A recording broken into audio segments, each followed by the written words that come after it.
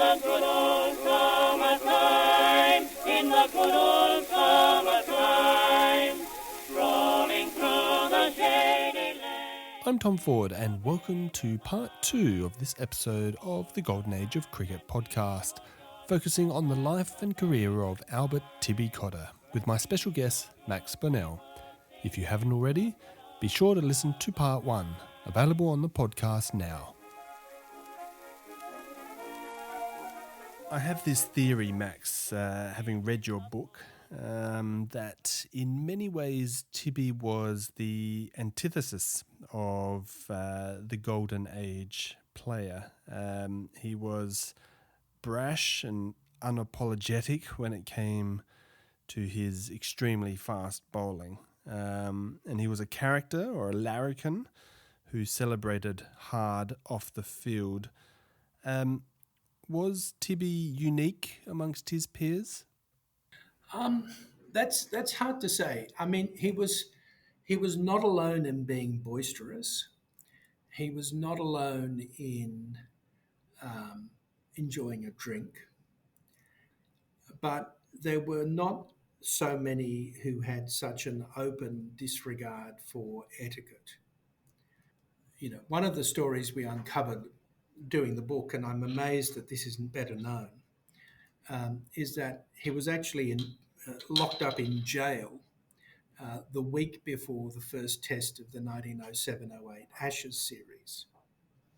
And what happened was that there was a custom in those days that the touring MCC team would play something called an Australian 11 in Brisbane.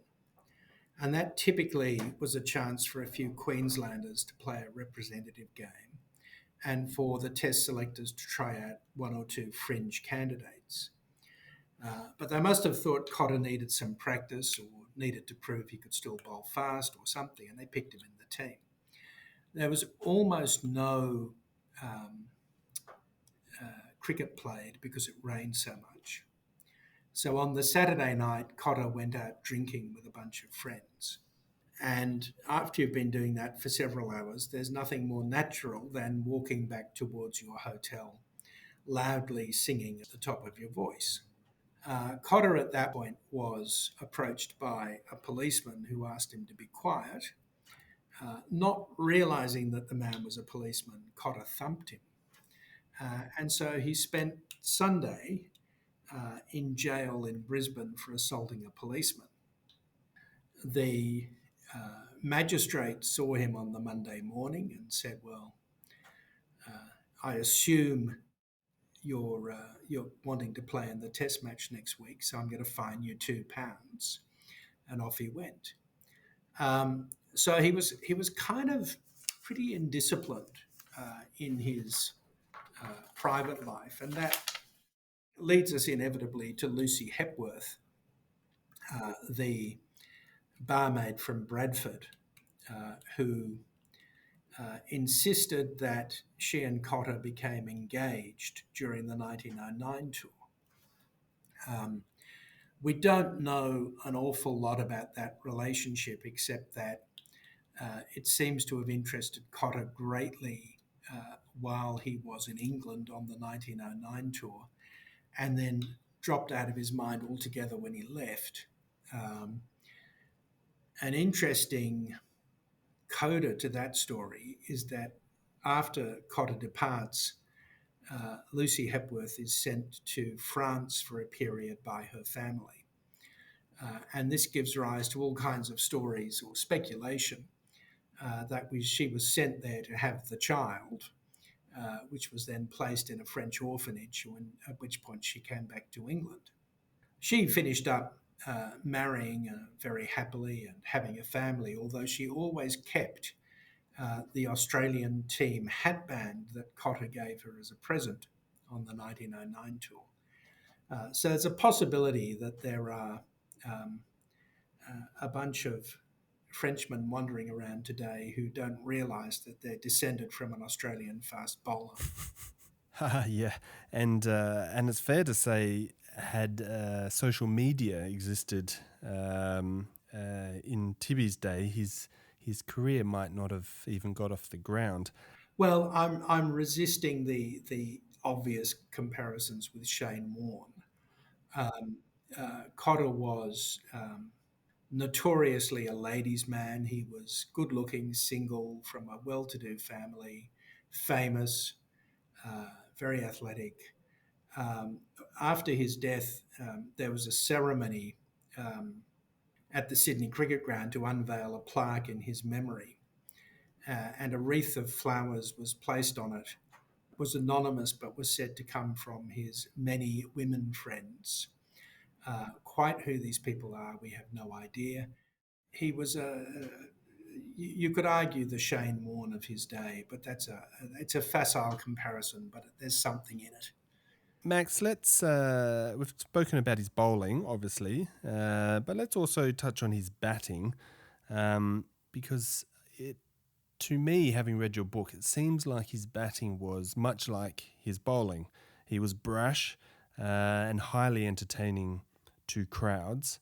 Perhaps he was the first modern tail ender. He had this philosophy of just coming out and swinging, and often to great effect, and he would routinely add 20 or 30 late valuable runs to the team's total. Is this a fair assessment? Yeah, I think one thing we need to remember is that if you look at coaching books from this period, most of them discourage bowlers from batting. They will all say things like, it's important for you to be fresh and supple when you bowl, so don't waste time at the crease. Just have a swing, get a couple of runs, get out, get on with your job. It was almost this philosophy that bowlers shouldn't tire themselves out batting. Um, he certainly could bat, but he preferred to slog. And sometimes it came off spectacularly. Um, in the 1911-12 first class season, he got about 350 runs at an average of 25, which is almost edging up into the all-rounder category. He hit a quick 82 against South Australia. In the next game for New South Wales against Victoria, he hit 79 in very quick time. He got to 50 in 18 minutes, which, if you go by the clock, is still the fastest half century in first class cricket in Australia. But you have to bear in mind that they bowled a lot more balls per hour then than they did now. So in those 18 minutes, he faced 31 balls. So by balls faced, it's not a dramatically fast half century, but certainly in terms of the clock, it hasn't been beaten. He had some phenomenal success in first grade cricket. He played an innings for Glebe against Waverley, where he scored 152 in 85 minutes with 16 sixes. And then the following year, he scored 100 against the same opponents in an hour. So when he came off, he was spectacular. But consistent batting requires concentration, application, and good decision making, and those weren't his strengths. Yeah, and it's a nice segue actually into my next question about his most famous batting episode, certainly as a test batsman at least. It came with a famous partnership he had with Jerry Hazlitt in December of the 1907-08 Ashes series, which was the first test in Sydney, where the two put on 56 runs as the number 9 batting pair to win the match by 2 wickets. Very famous victory. Now, in your book, you sum up, in describing this episode, you sum up Cotter's overall approach to cricket, and I'd just like to quote you here. You write, "Just as he bowled fast, with little regard for line and length, so he hit hard and high, without troubling about the niceties of building an innings. His match-winning effort in Sydney only emphasised what a wonderful cricketer might have existed if Cotter's superlative physical gifts had been bestowed on a man of a different temperament. It just simply sounds, listening to you there, that he didn't quite, as a cricketer, maximise his potential. Yeah, and I feel like I'm going to sound like George Barber here, his school coach, who no doubt was frustrated by precisely that here was someone with just phenomenal natural talent who relied on that natural talent and not much else. And what that innings in 1907 showed was that if he needed to, he could get his head down and play a really important, sensible, match winning innings. Um, but he preferred to slog. And similarly with his bowling, you wonder if he'd ever taken the trouble to build on what he was born with, what kind of bowler he might have been. So, for example, um, there's no evidence that he ever intentionally made the ball change direction. He didn't swing it or cut it, he just flung it. He didn't have a slower ball, wasn't interested in a slower ball. He wasn't interested in expanding the range of his skills because I guess then it would have been work and he wanted it to be fun. So, you've got a guy just, and this is a period of cricket's history where you can do this because there's not the same level of consistent professionalism that you see today. You could, if you had that kind of talent, then that probably was enough. But he was inconsistent, he was unreliable, he was phenomenal. But you wonder what would have happened if he'd taken all that talent and tried to build on it. All those in favor say aye. Aye. Aye. Aye. Aye. Whenever they start any Bolshevik stuff, I make a motion that we treat them rough. All those in favor say aye. Aye. Aye. Aye. Aye. I mentioned earlier, Max, that if modern cricket fans know anything about Tibby Cotter, it would be that he was the only Australian Test cricketer to have perished in the First World War. Well, if they know a second thing, it's most likely that he was a member of the infamous Big Six, the six Test cricketers, Australian cricketers in 1912, who refused to tour England because of the dispute with the Australian Cricket Board over allowing them to select their own manager, a process which had been done repeatedly in the tours beforehand. The Big Six being Clem Hill, Victor Trumper, Warwick Armstrong, Sammy Carter, Vernon Ransford and Tibby Cotter. This dispute effectively ended Tibby's Test career, along with Clem Hill and Victor Trumper. Warwick Armstrong, of course, came back after the war. Max, was he a passionate advocate for the players having their own manager on tour? Or was he just following his captain and being one of the boys? He made very few statements about it. I think one of the few statements he made was along the lines that, the board was treating the players so badly that if it was a wet summer in England, they'd have to swim home because there wouldn't be enough money for the tour to buy a return passage. So he wasn't engaging in it in a very advanced level. I think what went on there was that his most endearing and relatable quality, and this is another parallel with Shane Warne, was loyalty.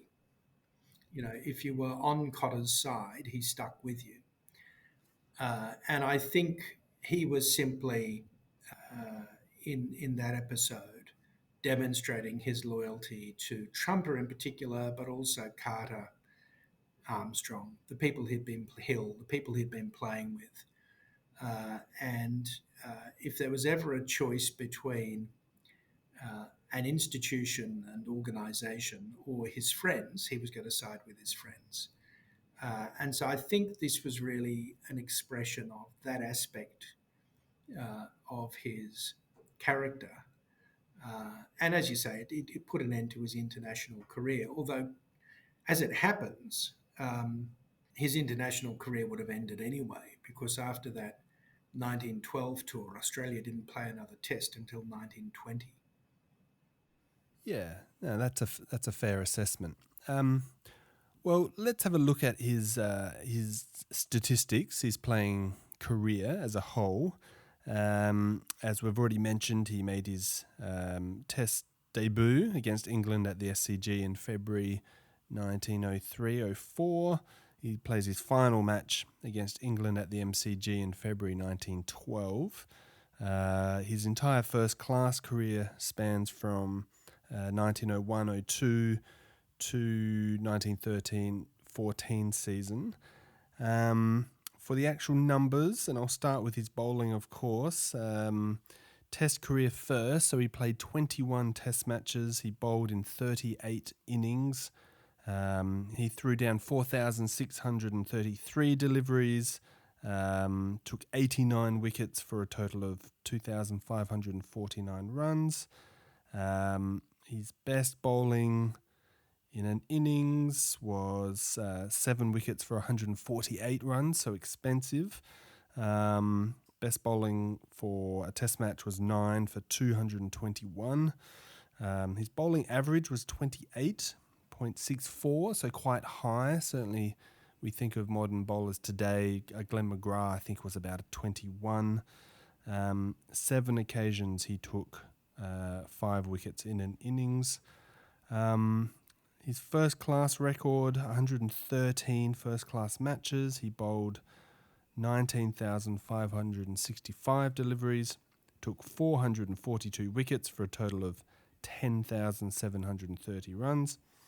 Best bowling, as I mentioned before, that 7 for 15 spell against Worcestershire. His bowling average in first class was a bit better, 24.27, and he took 5-wicket innings on 31 occasions and a 10-wicket match on 4 occasions. I'll just look briefly at his batting. So in those 21 test matches, he scored 457 runs as a tail-ender, highest score of 45, so he never made a 50, batting average of 13.05. In his first class, 113 matches, as I mentioned, 2,484 runs as a batsman, high score of 82, an average of 16.89, and on 4 occasions he scored 50. Max, what do you make of Tibby's statistics? Unlike many of his contemporaries who are we still see at the top of many records and charts, Tibby's all but sort of disappeared. So what do you make of it all? The one thing that you would say survives as an impact is that I think he's still certainly in the top 10 Australian test bowlers who have played a comparable amount of cricket for strike rate.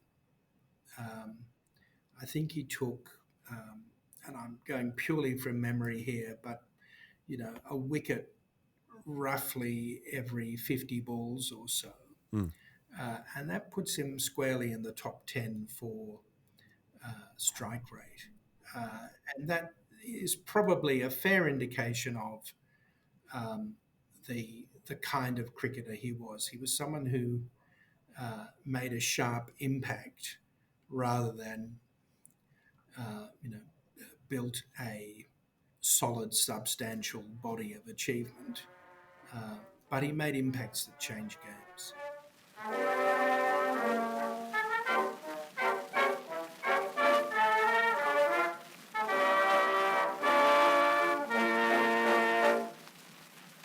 let's move on to I suppose the third and final act of Tibby's life, and as we've alluded to, his first-class career was petering to a close during the 1913-14 season.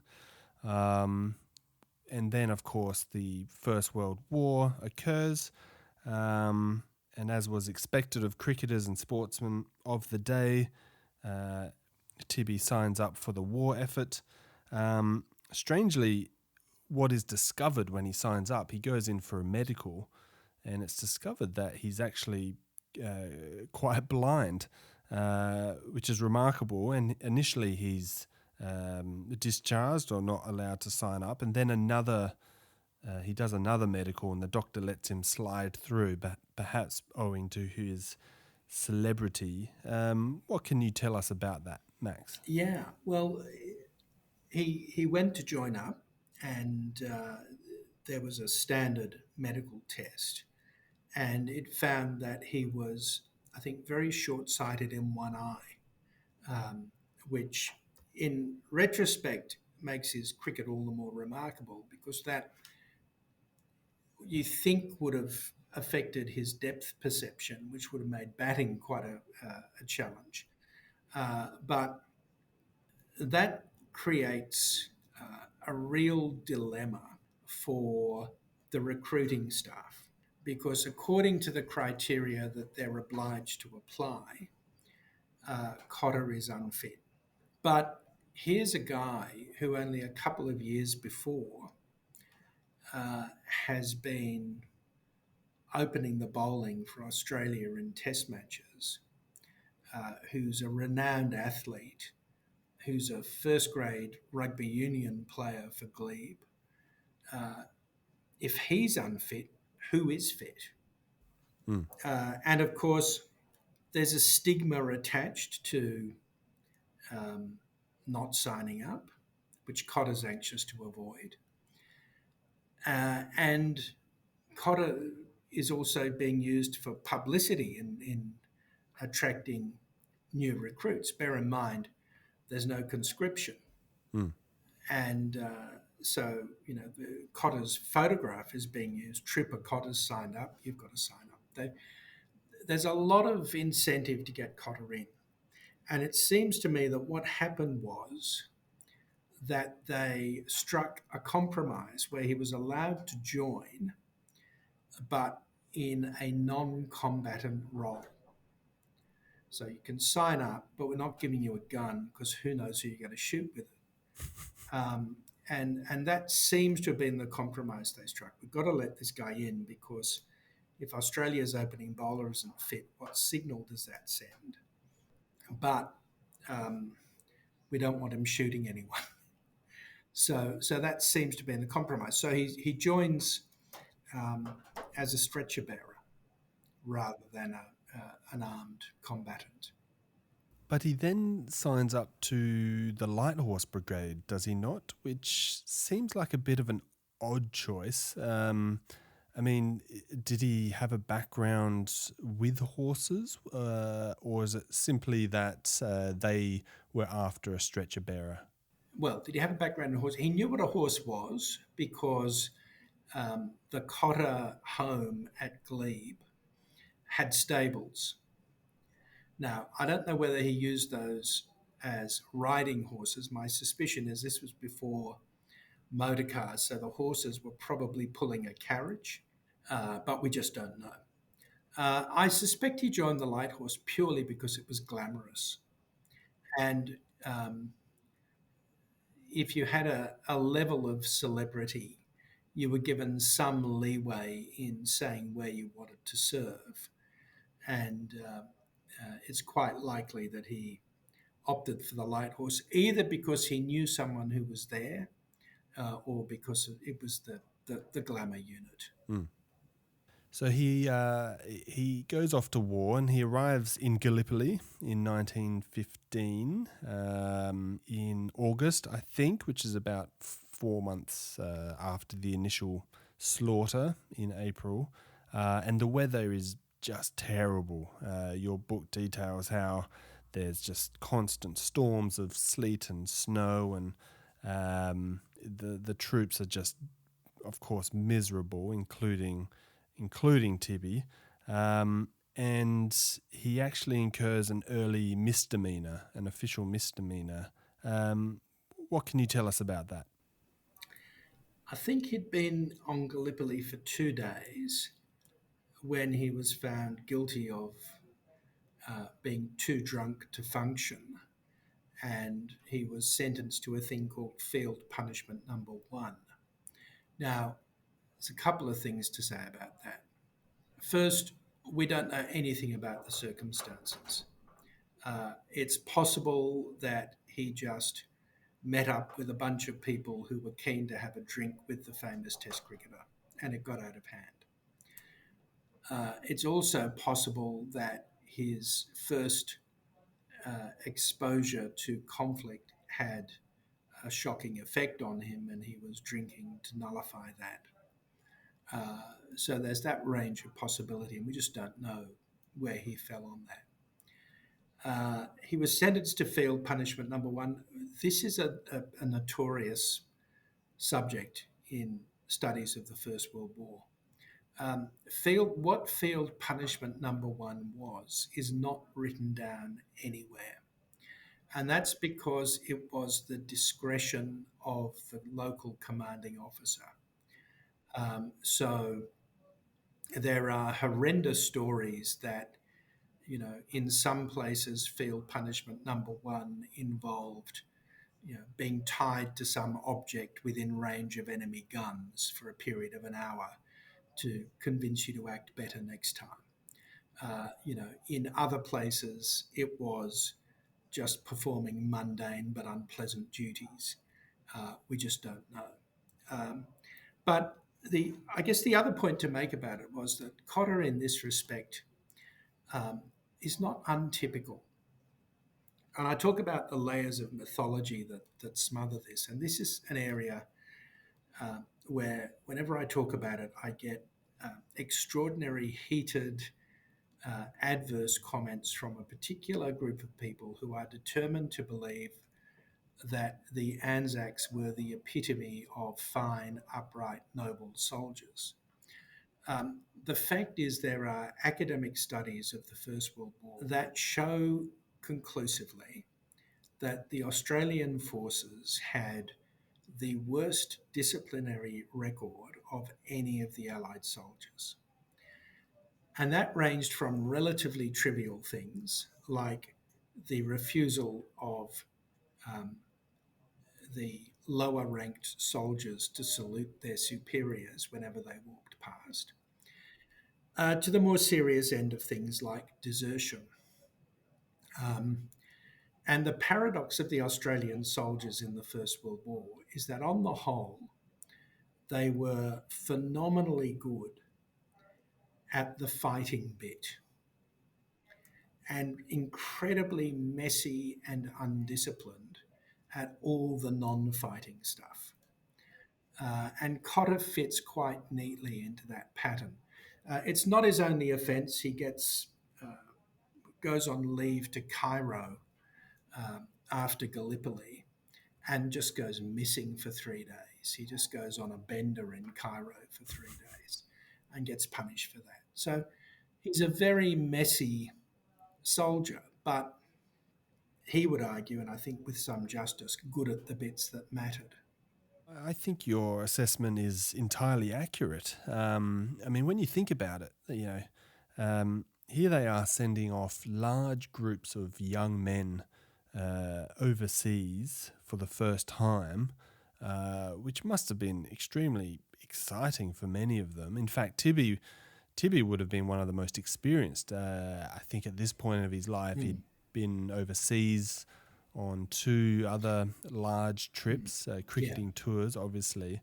And so he would have been one of the more experienced. But for a majority of them, and I'm certainly not saying it was fun, but in between, away from the conflict, they would have certainly had time for lots of merriment. And this is what Tibby finds. So I think the following year he's relocated to Egypt, where the weather is a bit better than when he first arrived, and it leads him to partake in many cricket matches, which not only buoys everyone's spirits, certainly does Tibby's, and naturally he's seen as a celebrity in that field. And through all this and through his efforts as a stretcher bearer, his reputation is really restored, is it not? Yeah, yeah, certainly. So we need to touch a bit on what a stretcher bearer does. So typically in an assault on an enemy position, the first wave of attacking soldiers leads off. Typically, there are very high casualties in that first wave. And the second wave is actually the stretcher bearers. They come and pick up what they can. And we tend to think of, because stretcher bearers are non combatants, we tend to think of that as somehow being safer than actually going into action with a gun. It's actually more dangerous Hmm. because you're upright, you're carrying a heavy load, you're slow, um, and you're in range of the enemy guns, and you are an easy target. So being a stretcher bearer is incredibly hazardous because if you're um, a soldier approaching an enemy position with a gun, you can crouch down, you can lie down, you can crawl, you can make yourself a difficult target. Stretcher bearers can do none of that. In some parts of the war, at some times, there are anecdotal there's anecdotal evidence that both sides had a tacit agreement not to shoot each other's stretcher bearers, but you couldn't count on that, and it didn't happen all the time. Um, so, really, your job as a stretcher bearer is to go in when the guns are still firing, to identify wounded men and bring them back. Cotter first comes to attention at the Second Battle of Gaza, where there are numerous reports, including in the Australian official war history, of what a phenomenal job he does under heavy fire, going in to identify and return casualties. Um, and the bravery that he showed on that occasion is remarked upon in many different places.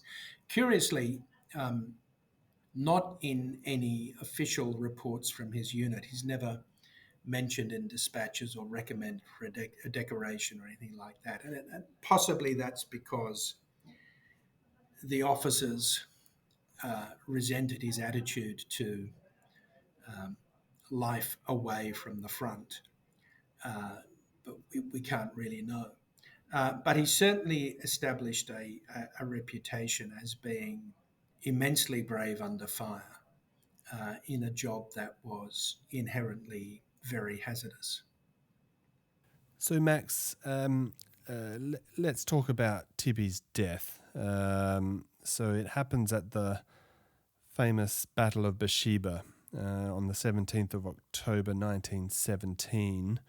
And what's interesting about this to us is that it is clouded in mystery how it actually occurred. We know that he was shot dead, but perhaps to maintain morale amongst troops and Australians back home, his death or the manner in which it occurred was little reported, which has led to conflicting reports of what actually led to the fatal shot. What can you tell us about it? Well, it's a very it's a puzzle. The Battle of Beersheba happens in October, and Beersheba is statistically very important, strategically, not statistically, very important because it has wells. And the Australians are travelling with horses and camels, quite apart from the men, and they need access to the wells. There are no wells for hundreds of miles past Beersheba. So it's critical they get there. It's also critical they get there on that day because um, the Turks might abandon Beersheba and poison the wells on the way out, which renders them useless. So it has to happen on the day. Now, the way the light horse operate is they're not cavalry, they're not trained to fight on horseback. Instead, they're trained to ride to a position, dismount, and fight. So they're light mobile infantry rather than horseback fighters. But the commanding officers decide, uh, General Chauvel decides, that the only way to get to Beersheba and take Beersheba before nightfall is just to charge. Mm. So um, a cavalry charge is launched at Beersheba. It's the last thing the Turks expect. They're overwhelmed. The fighting takes a couple of hours. It's all very quick. All we know is that at the end of it, Cotter's dead. Now, the reason that background's important is that there's no role for a stretcher bearer in a cavalry charge. Mm. There's nothing for him to do. So we don't know whether he, which is possible, joined in the charge and was shot in the course of that, or whether something else happened.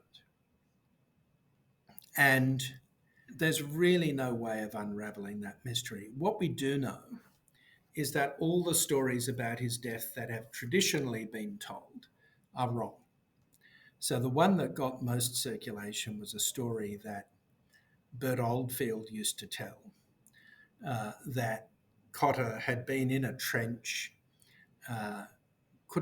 wanted to check what he'd seen through the periscope, so put his head up over the trench and got shot. Now, there are no trenches and periscopes at Beersheba. The story's probably told to reflect the fact that Cotter isn't the smartest and doesn't know how to use a periscope. But it's plainly nonsense. And in any event, Bert Oldfield was serving on the Western Front, so he would have heard this fourth hand at best. So we just don't have a reliable first-hand account, and there's no official account of what happened. Now, what we do know is that Beersheba was an incredibly unpleasant conflict because, amongst other things, a large number of Turkish soldiers surrendered. And after surrendering, one of them produced a gun and shot a couple of Australians. And that led to a massive reprisal in which a large number of Turkish prisoners were killed. It's well documented. It's not well publicised because, again, it doesn't sit nicely with the way we want to think about Anzacs. But these things happen in war. And one of the accounts of this episode says that one of the men who was killed by the Turkish prisoner who kept his gun was a stretcher bearer. And Cotter is the only person I've been able to identify who died at Beersheba who was a stretcher bearer. So it's not impossible. The theory we propound in the book, and we never say that it's more than a theory, is that Cotter was the stretcher bearer who was killed by a Turkish prisoner who had pretended to surrender. And that at least is consistent with the reason why there's no official report. There's plenty of ornate, obviously wrong stories in the press about how Cotter died, but no official account anywhere of his death. And that could be because if he was killed in that way, it was an episode that the authorities would not be anxious to say much about because then they'd have to deal with the reprisals as well. and that was something that no one wanted to be publicised. But it's a theory only, and absent the emergence of some document that lies in a dusty archive somewhere, we're unlikely ever to know more. There is a photo, and I didn't know this until I read your book, which purports to be Tibby Cotter, his body lying on the ground with the other casualties of the Battle of Beersheba. And if you see the photo, there's an X next to what is generally regarded to be Tibby's body. The body is partly covered by a blanket, it seems, but you can see just the side of his left face. You can see his ear and a bit of the hair. Are you, as his biographer, satisfied that the photo is in fact showing Cotter's body? It's been accepted as a photograph of Cotter for a very long time, and whilst I don't know the precise provenance of that, there's no reason to disbelieve it. Um, it's interesting in um, assessing the stories about Cotter's death because his um, trousers have been removed, which suggests that he suffered a wound to the lower half of the body, which, if that's right, enables you to discount the stories about um, Cotter being shot in the head. So that if it is Cotter, then that probably discounts 75% of the accounts of his death. Um, Mm. but look, all we know for sure is that it's a photograph of Australian war dead at Beersheba, and that one of the war dead was Cotter, and that it's been accepted for many years that the man marked with the X was him.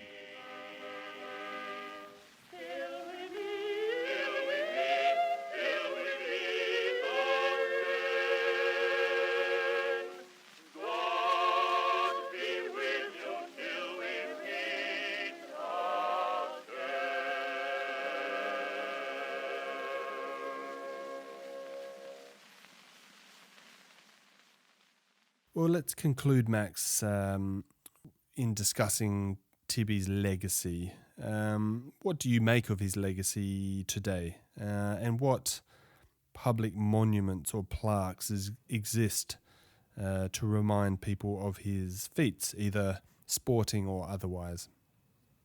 Well, I think the fact that he was killed in the war, has kept his reputation alive for longer than it might otherwise have survived. He's better remembered, for example, than Ernie Jones, who was probably roughly comparable as a cricketer. Um, and, the fact that he was killed at one of Australia's most famous battles of the First World War, it's often said to be the last cavalry charge that took place in modern warfare, although people who know more about this than I do dispute that. But certainly the fact that he was killed at a very famous battle has helped preserve his reputation in the public consciousness. Reminded of the people who said that for Elvis Presley, death was a good career move. Well, I wouldn't quite go that far, but certainly the manner of Cotter's death has preserved his memory for longer than perhaps might otherwise have occurred. I think he was someone who definitely brought about changes in the way the game was played, and those aren't well remembered, but I think they're genuine. I think he's a little bit of a legendary figure, although you wouldn't call him a great cricketer. You'd say he was a very good cricketer, but also a very colourful one. And there was, shortly after his death, there was a plaque installed in his memory at the Sydney Cricket Ground. Almost no one now knows where that is. It's vanished. Hmm. But a couple of years ago, a bridge was named after him. There's a Tibby Cotter bridge, footbridge, that goes over, I think, South Dowling Street, connecting two parts of Moore Park. I've not yet met anyone who's used it. I think I've definitely used it. I'm not quite sure what it's meant to do, but it's there and it has his name on it. And I think that was probably the naming of that was probably due to Rodney Cavalier, who was the chairman of the SCG Trust, who has a strong interest in the cricket of this period. There is also still in the suburb of Glebe a Cotter Lane, and that's not named after him, that's named after his father, because as those of you who have lived in inner city Sydney know, back in the days when there was no indoor plumbing and the dunny man came to collect the refuse on a couple of times a week, there were laneways at the back of major streets to enable access to the house for that service. And the laneway at the back of the Cotter's old house, which still stands, is called Cotter Lane. So if you want to find out where he lived as a boy, you just look up Cotter Lane, Glebe, and that's where he is. I'm sure, Max, there are a few of my listeners who have crossed or used the Tibby Cotter Bridge. For those of you who don't know, it is an unusual bridge in that the two ends, the bookends, seem to curl around before you even get anywhere. So if you're running partially late to a football or cricket match at the Sydney Cricket Ground, if you cross the Tibby Cotter Bridge, you will definitely be late. It seems like you've walked a mile and you're still not halfway there. But I suppose we should be grateful that such a large monument exists in Tibby's name after all these years. Max, here's the final question, which I put to all of my guests, and that is, what do you think Tibby would have made of modern cricket? And by that I mean T20 cricket, day-night cricket. Do you think he would have thrived? Well, look, potentially tremendously well, but modern cricket is nothing if not professional. And so he would not survive in high-level modern cricket with the approach that he had in the era when he played. Would have had real difficulty with the discipline required to be a modern professional cricketer. That said, if he were able to come to terms with that, you could imagine him being quite an extraordinary T20 cricketer, perhaps in the mould of an Andre Russell, someone who can bowl fast and come out and hit 3 sixes in an over. That kind of cricket was made for him. Now, there are all sorts of caveats that come with that. You can equally imagine him bowling 7 leg side wides in an over. But if he could have disciplined himself to the regimentation required to prepare and perform consistently, then you can imagine him having an absolutely explosive impact in short form cricket.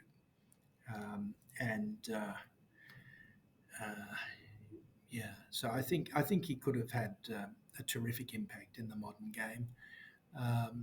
but his kind of player is rare now because the need for consistency, the need for